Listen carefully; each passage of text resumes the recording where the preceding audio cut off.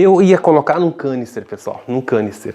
Mas, como eu falei, o aquário está sendo montado no apartamento. E eu não quero molhar, tem a mínima chance, não quero ter o menor risco de molhar o chão da minha sala, de dar um problema por causa de canister. Eu já tive canister de qualidade, acho que uns 10 anos, quando eu criei a Cara Disco. E mesmo sendo canister de qualidade, era um ano e meio, ele começava a vazar. Aí não tem assistência técnica, peça de reposição hoje em dia até um pouco mais fácil, mas ainda assim a maioria tem que importar e tal. E eu falei, quer saber? Vou agir também de forma mais conservadora agora. E eu vou colocar um dos primeiros filtros que eu utilizei, que é o famoso FBM. O famoso FBM, filtro interno, grande, modular, muito grande. Vai caber bastante mídia nele. Deixa eu mostrar aqui para vocês, para quem não conhece. Dá uma rasgada já aqui. Em seguida ele já vai para dentro da água mesmo.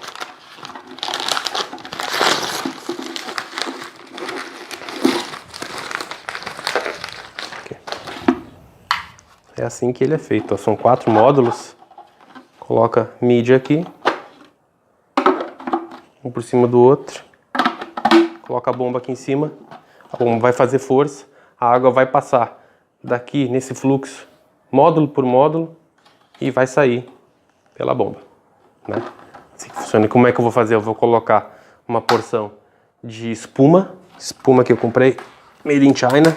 Já passei, deixei ela mergulhada na água uma semana para dar uma limpada. De qualquer maneira, o aquário vai ciclar também por 1, 2, até 3 semanas, então não é um problema. Vou utilizar essa espuma na primeira camada para fazer a filtragem mecânica, para não entupir as mídias com muita facilidade, né? As mídias de filtragem biológica. No segundo e no terceiro vou colocar as mídias, não faz diferença a ordem, na hora eu vejo aqui. E no final coloco mais uma camada de espuma. Para quê? Para já capturar um pouco dos dejetos dessas bactérias também, né? Porque as bactérias elas vão, em resumo, a grosso modo, elas vão transformar a amônia em nitrito e o nitrito em nitrato.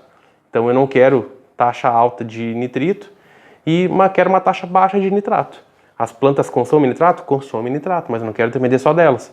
Então eu acho interessante fazer essas duas formas. Filtragem mecânica no início e no fim. E no meio filtragem biológica. É assim que vai ser feito.